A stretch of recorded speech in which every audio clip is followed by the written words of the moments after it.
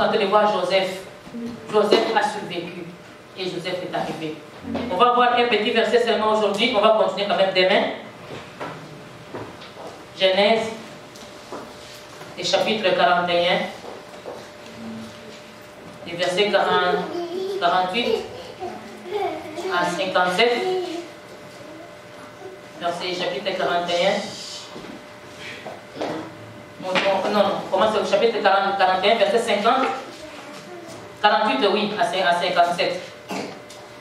Oui, 42, verset 1 à 5. Mais je pense que 42, on va continuer à expliquer demain. 41, verset 50 et 48 plutôt.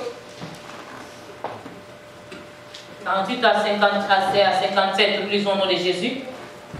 Joseph rassembla tous les produits de ces 7 années dans le pays d'Égypte.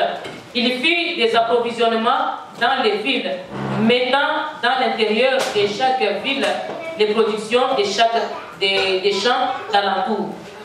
Joseph amassa du blé comme les sables de la mer, en quantité si considérable que l'on cessa de compter parce qu'il n'y avait plus de nombre. Avant les années de famine, il naquit à Joseph 2 fils que lui enfanta Asnath, fils de Potiphera, prêtre d'On. Joseph donna au premier-né le nom de Manassé, car dit-il, Dieu m'a fait oublier toutes mes peines et toute la maison de mon père. Et il donna au second le nom d'Éphraïm, car dit-il, Dieu m'a rendu fécond dans le pays de mon affliction. Et 7 années d'abondance qu'il y eut au pays d'Égypte s'écoulèrent. Et les 7 années de famine commencèrent à venir, ainsi que Joseph l'avait annoncé. Il y eut famine dans tous les pays, mais dans tous les pays d'Égypte, il y avait du pain. Il y avait du pain. Quand tout le pays d'Égypte fut aussi affamé, les peuples cria à Pharaon pour avoir du pain. Pharaon dit à tout le peuple des Égyptiens, allez vers Joseph et faites ce qu'il vous dira. Je répète ces phrases ici, allez vers Joseph et faites ce qu'il vous dira. La famine régna dans tous les pays. Joseph ouvrit tous les lieux d'approvisionnement et vendit du blé aux Égyptiens. La famine augmentait dans les pays d'Égypte. Et de tous les pays, on arrivait en Égypte pour acheter du blé auprès de Joseph, car la famine était forte dans tous les pays. Amen. Alléluia. Ici, on voit que Joseph, quand il est sorti de la prison, les choses vont commencer à changer, toutes les choses vont changer. Quand Dieu décide à ce que les choses changent dans ta vie, les choses doivent changer. Joseph qui a souffert, Joseph qui a été maltraité, Joseph qui a été vendu, Joseph qui a été humilié, le Joseph qui a été abandonné, le Joseph qui a été rejeté, Joseph qui a été emprisonné, le même Joseph a été restauré un jour. Alléluia. La femme de Potiphar l'avait accusé que non, Joseph voulait la violer. Vous savez qui voulait violer qui? Entre nous, qui voulait violer qui? C'est cette femme qui voulait violer. Je vais te dire une chose, une parenthèse. Un sorcier, un féticheur, un méchant, qu'est-ce qu'il fait? Il projette sur toi ce que lui il pense faire contre toi. Quand ça échoue, il va t'accuser de ce que lui voulait faire contre toi. Oh, lui, il est en train de m'ensorceler. C'est lui qui est en train de t'ensorceler, mais ça a échoué. Il a voulu me violer. C'est lui qui voulait te violer. Mais il dit que cette femme est en train de me courir après. Il ne te court pas après, c'est toi qui le cours après. Alléluia. Il va projeter les mal que lui voulait faire. Oh, il veut me voler. C'est lui qui est en train de voler. Un sataniste, un sorcier, un méchant, un malfaiteur, il projette sur toi ce que lui il pense faire. Quand un sataniste commence à te dire que non, tu vas mourir, tu veux me tuer, sache que lui il veut te tuer. Alléluia. Ou bien j'ai rêvé que tu étais en train de mourir, tu n'as pas rêvé, il est en train de planifier de te tuer. Allô? Allô? Ça c'est une parenthèse. Par rapport à la projection, les mal, souvent quand tu attends quelqu'un qui parle du mal des autres, pose-toi la question, est-ce que c'est l'autre qui l'a fait ou bien c'est lui qui l'a fait? Souvent, c'est ceux qui sont en train de faire, qui projettent sur les autres, afin qu'on puisse accuser les autres et condamner les autres. Et comme lui, elle avait les preuves, je n'avais pas les preuves, on a crié à elle. Mais qui était fautif à la fin? C'était elle. Joseph est sorti, il a interprété les rêves du roi, de Pharaon. Quand il a interprété les rêves de Pharaon, Pharaon l'a établi sur qui? Sur tous les pays d'Égypte. Donc il est devenu, on dit souvent qu'il était premier ministre, mais il n'était pas premier ministre, il était vice-président. Alléluia. Vice par Pharaon. Donc après Pharaon, c'est lui. Il était au sommet. Il était le vice-président de l'Égypte maintenant. Il a été à la tête de l'Égypte. Après lui, c'est directement qui? C'est directement Pharaon. Il s'habillait comme Pharaon. Il prenait des décisions à la place de Pharaon. Regardez un peu, ils sont partis voir qui? Ils sont partis voir des Pharaons. Oh, nous avons faim. Il y a maintenant la faim. Pharaon a dit quoi? Allez voir qui? Joseph. C'était plus Pharaon qui avait l'autorité, qui avait le pouvoir. C'est Joseph qui avait mis dans la solution. L'homme des situations. Dites homme des situations. Quand Dieu décide de te rétablir, tu vas être une femme de situation, un homme de situation. Joseph, la Bible dit que quand il a fini d'interpréter les rêves de Pharaon, ça n'a pas traîné. Ça n'a pas traîné. La famille a de la place, l'abondance a commencé. Ah, Joseph a dit, il a dit aux autres, non, ça commence. Comme je vous avais dit, hein, ces choses-là commencent. Vous vous rappelez? Hein, des choses-là commencent. Ça a commencé, c'était l'abondance. Quand Dieu t'est venu, tu commences l'abondance dans ta vie. Bien aimé, n'oublie pas qu'un jour ça peut cesser. Il faut toujours avoir de l'économie. Faites les économies. Quand tu es béni abondamment, pense aussi que ça peut un jour se terminer. Je vous ai dit l'autre fois, dans la vie, tout peut arriver. Tu peux être dans l'abondance, tout comme tu peux encore devenir pauvre. Mais si tu avais un peu économisé, tu pourras encore avoir du surcroît, c'est encore te débâtir. Quand les choses arrivent, ne dis pas que je mange tout. Prends un peu, garde un peu. Même si tu es étudiant, mange un peu, garde un peu. Tu ne sais pas le lendemain. La session prochaine, peut-être il n'y aura pas l'entrée qui va entrer vite. Même si tu as demandé l'aide financière, peut-être ça ne va pas entrer tout de suite. Tu risques de rater la session. Si tu as économisé un peu, tu peux déjà payer pour la session et attendre à ce que l'aide financière puisse te faire l'argent après. Mais si tu as bien économisé, tu vas te répartir à quoi? Sachons répartir, d'abord nous organiser, économiser même un petit. Avec Martin, on s'était dit quoi? Il faut économiser pour les voyages missionnaires. Si on attendra seulement que l'église nous paye, on ne fera plus les voyages missionnaires. Ça serait fini il y a longtemps. Alléluia. Les peu que tu me donnes, 10 $, tu me donnes, je mets dans mon compte épargne. Tu me donnes 100 $, je mets dedans. Alors, quand ça sera la saison pour partir à la mission, je regarde dans mon compte, j'ai l'argent, je donne à ma carte, on peut avec la carte de crédit à l'église partout. On n'a pas de dettes avec l'église, on a des dettes à personne. Alléluia. On donne des rapports à l'église parce que c'était une mission de Dieu, mais on n'a pas de rapports financiers à donner à l'église. Allô? Si tu veux être libre dans la vie, bien aimé, apprends à faire des économies et à être indépendant financièrement. Joseph a commencé à faire l'approvisionnement. Il a commencé, il savait que la sécheresse viendra. À chaque fois dans ta vie que tu verras l'abondance, tu vois la bénédiction, tu vois l'élévation, tu vois la prospérité, sache qu'après ce moment-là, de réjouissance-là, un moment aussi de sécheresse ça vient. Chaque moment de bénédiction, de l'abondance, annonce aussi une année de quoi? Un temps aussi de sécheresse qui s'en vient.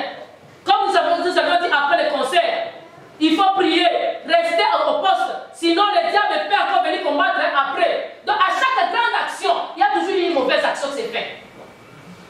Alors, amen. Après le concert, il y a eu la semaine qui a suivi. C'est normal, c'est la sécheresse qui vient après quoi? Après l'abondance. À chaque fois que tu seras béni, sache qu'il y a quelque chose que le diable aussi est en train de préparer. Mais qu'à ce moment-là que tu sois prêt, si tu avais déjà approvisionné, tu seras prêt. S'il faut affronter, tu vas affronter. Si tu vas t'en sortir, tu vas t'en sortir tête haute, parce que tu avais accumulé et les prières, et la parole de Dieu. Pendant que tu es en santé, viens manger la parole de Dieu. Pendant que tu es libre, viens manger la parole de Dieu. Ça viendra un temps où tu n'as pas vraiment la liberté. Et à ce moment-là, tu peux manquer de ce que tu voulais avoir. À ce moment-là, tu peux arriver à manquer la bénédiction. Bien aimé, il faut que tu sois patient dans la vie. Sache économiser, approvisionner. Même la parole de Dieu. L'apôtre Paul dit à Timothée, garde le dépôt de la parole qui est en toi. Garde le dépôt. Alléluia. Dis à ton voisin, aie le dépôt. Ce n'est pas le dépôt là-bas comme sur la rue de Vedel Sud là-bas, où on a l'entrepôt, où on a mis des choses pour faire des conteneurs. Non. Et ton entrepôt spirituel, là où tu emmagasines la parole de Dieu, tu emmagasines la prière. Au temps où tu seras faible dans la prière, c'est dans ton intérieur là que tu pourras aller trouver de l'énergie. Quand tu as mangé beaucoup la parole, c'est ce que tu vas commencer à ruminer, tu vas commencer à ruminer, tu vas commencer à faire sortir dans les moments difficiles. Comment tu diras à Dieu qu'il est écrit pendant que tu ne connais même pas ce qui est écrit? Alléluia. Seigneur, tu m'as promis, pendant qu'il y a même rien qui t'a promis. Tu ne sais même pas ce qu'il t'avait promis. Il t'a promis quoi? Pendant que tu pries, Dieu te répond. On donne les prophéties, tu les écris. Et maintenant, quand les choses ne vont pas bien, tu vas rappeler à Dieu, Dieu, tu m'avais promis. Je veux voir, tu m'avais promis. Alléluia. Mais si tu n'avais rien écrit, tu vas rappeler à Dieu quoi? On sait toujours, j'ai rappelé à Dieu. Je rappelle quoi maintenant? Si tu n'avais rien, tu vas rappeler Dieu quoi? Pendant les temps de l'abondance, Joseph a accumulé. Et les enfants de Joseph sont nés pendant les années de l'abondance. Joseph n'a pas su seulement apporter l'abondance à l'Égypte. Même dans sa propre vie, l'abondance était venue. Je vous ai dit que Joseph était prisonnier. Il est sorti. Il était sorti quand son ami était sorti de la prison, il serait sans abri. Mais quand il est sorti au temps de l'abondance de Dieu, il a été rémunéré. Il a été logé. On a pris une femme en mariage pour lui. Donc il n'avait même pas les acrobaties à faire. On a cherché la plus bonne femme avec une bonne éducation possible et une bonne spiritualité, disponibilité d'esprit. Elle était égyptienne, mais elle était prête à recevoir le Dieu des Hébreux. Alléluia. Cette femme-là, elle s'est soumise à Joseph. C'est qu'elle a accepté le Dieu des Hébreux. Allô? Allô? Amen. On a béni avec une bonne femme. Quand Dieu commence à bénir, il commence à bénir. Ça te va dire quand il va commencer à bénir, il commence. Il commence à me battre. Alléluia. Quand ça commence, ça commence. Tu vas voir que ce qui était difficile, tu le trouves. Tu trouves. Tu cherches encore, tu trouves. Dieu va te donner à chaque instant, Dieu va te donner. Dieu, il fait toutes ces choses bonnes en son temps. Dieu, il fait toutes choses bonnes en son temps. Il ne va pas te mentir, il ne va pas te tromper. Il va faire toutes les choses bonnes en son temps. Il va se glorifier dans ta vie. Joseph, il a été rémunéré. On est béni. Il trouve une femme. Allez, même des enfants. Premier enfant, il a donné le nom de qui? De Manassé.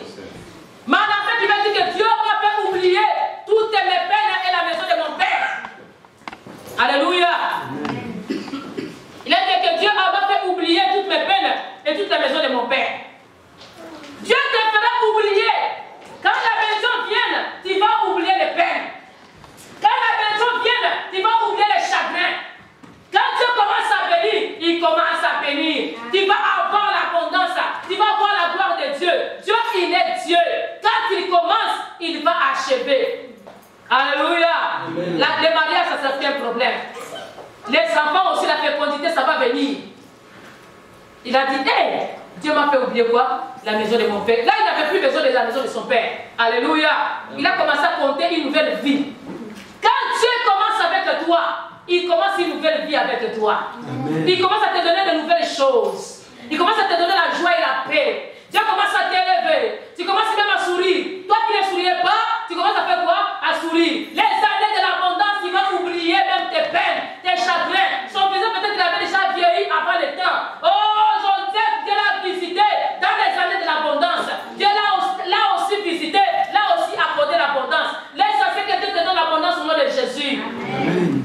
Dans les moments de l'abondance, que Dieu puisse récupérer toutes les années que tu avais perdues, qu'il te récompense au nom de Jésus. Amen. Il dit que Dieu m'a fait oublier toutes mes peines, qu'il te fasse oublier toutes tes peines au nom de Jésus. Tu as aussi longtemps pleuré dans ta vie, laisse à ce que Dieu te console. Amen. Que Dieu se manifeste dans ta vie, que tu oublies la peine, que tu oublies les chagrins, que tu oublies la misère, que tu oublies la souffrance, que Dieu te fasse oublier toutes tes peines au nom de Jésus. Ça c'était le premier épisode, il a eu le premier enfant. Après, dans les mêmes 7 ans-là, Dieu l'a donné encore un autre bébé.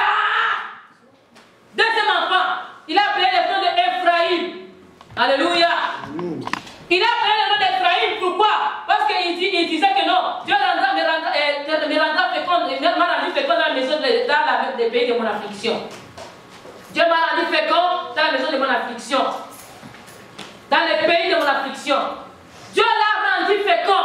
Dieu l'a ajouté en double. Il l'a encore béni.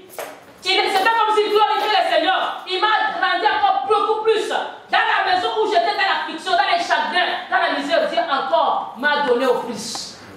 Alléluia. Là où même tu étais haï, Dieu est capable de te faire encore accorder la bénédiction à ce que tu puisses témoigner sa grandeur. Un temps de bénédiction arrive. Laisse à ce que Manassé arrive dans ta vie et que Ephraïm arrive dans ta vie. Que Dieu te fasse oublier la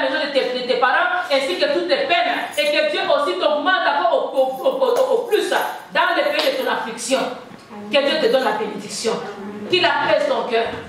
Alléluia. Qu'il apaise ton cœur. Fais ceci. Fais ceci. Alléluia. En ce lieu qui souffle la robe. Que Dieu te lave le cœur.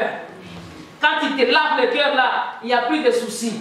Un chanteur avait dit que on est ensemble, il n'y a pas de soucis. Il n'y a pas de soucis. On est ensemble. Ça arrive un temps où tu vas prier, oui, on est ensemble avec Dieu. Alléluia. Parce qu'il y avait des hommes. Il avait qui là-bas? Il avait plus les hommes. Il avait maintenant Dieu. Quand Dieu l'a béni maintenant, il avait les pharaons et les Égyptiens. Tous les pays. Maintenant, la femme de Potiphar, elle allait faire quoi? Et même quand Dieu l'a béni, Potiphar avait changé de nom, et le pharaon avait changé de nom.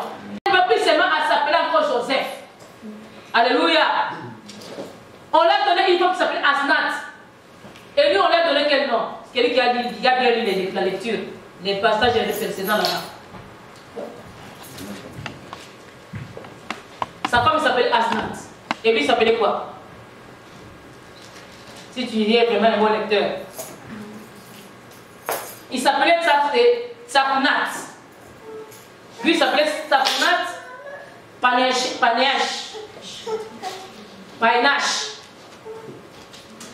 Alléluia. Paneach. Tsapnat Paneach. C'est nom-là pour les livres. Il faut que tu sois seulement égyptien pour savoir les livres. Tsapnat. Et sa femme Asnat. Regardez, ça match. Alléluia. Asnat et Asnat. Alléluia. Dieu, il bénit. Il va te donner quelqu'un avec qui vous allez marcher. Il va te donner quelqu'un qui va construire ton cœur. Il a eu tout dans les temps de bonheur pendant les 7 années de l'abondance. Laisse à ce que les années d'abondance arrivent dans ta vie maintenant au nom de Jésus. Amen. À compter de maintenant que tu entres dans l'année de l'abondance au nom de Jésus. Amen. Quand même la sécheresse viendra plus tard, toi tu auras déjà approvisionné. Tu ne verras pas cette sécheresse. Les frères des gens qui l'ont vendu maintenant, ils ne savaient pas ce qui va leur arriver. Pourquoi Dieu n'a pas amené tout de suite la famille là-bas chez eux? Dieu il laisse le temps à tes ennemis, à ce que tu t'éloignes davantage de eux.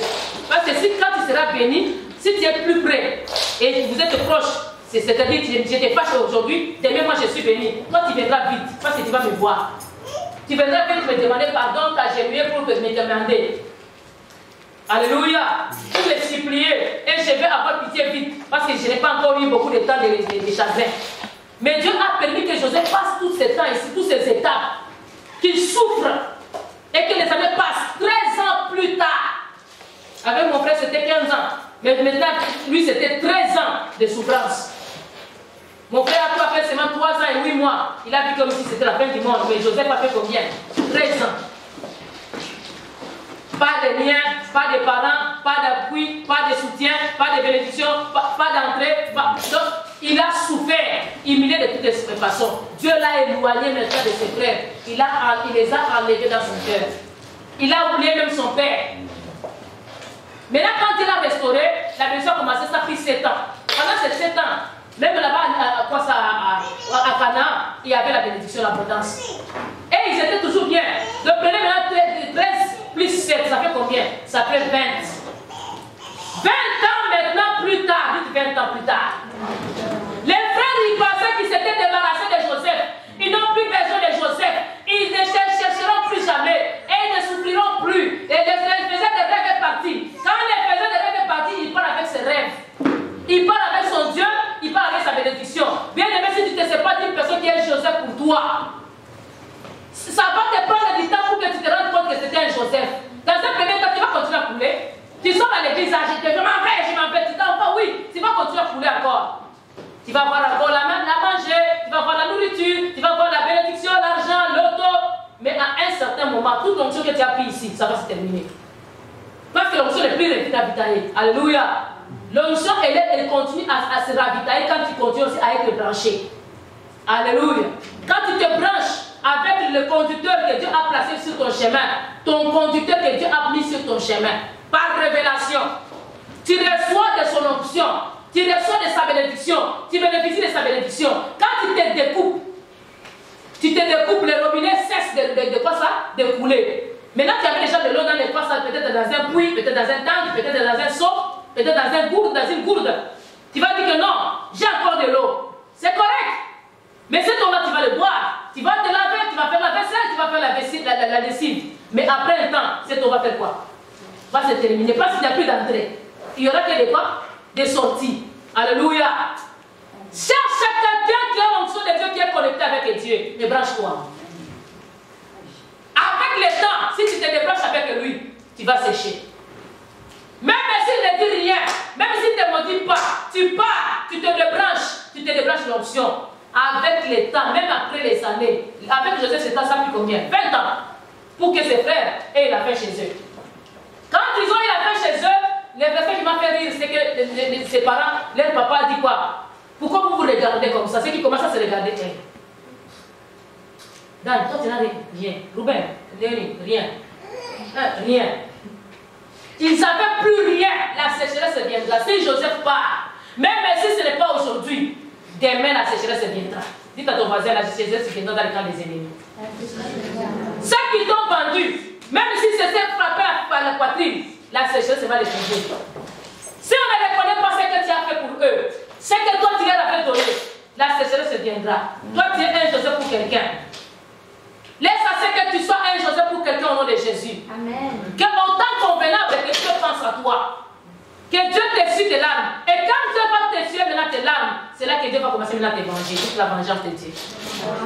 Très souvent, on pense que quand je suis dans mes chagrins, mon ennemi là me fait très mal, c'est là, c'est moi là que Dieu va le punir. Non. J'ai découvert une chose. Dieu va te laisser d'abord parler, tu pleures, tu es encore des pensées de lui. Quand tu vas l'oublier, c'est là que Dieu commence maintenant. Alléluia. Quand il a déjà menacé, il a dit, Dieu m'a fait oublier. Quand il va oublier, c'est alors que là-bas, il va commencer à voir la sécheresse. Quand il pense, ça, il n'y aura rien. Tu vas voir comme s'il n'y a rien. Dieu ne fait même rien. Et Dieu ne fera rien à ce moment-là parce qu'il est en train de manger les miettes qu'il avait bénéficié auprès de toi. Les peu d'onction que Dieu avait. Lui, il va penser que ce n'est pas sa force. Ce n'est pas par sa force. Tout ce que nous savons, c'est par la grâce de Dieu à travers l'onction de quelqu'un quelque part.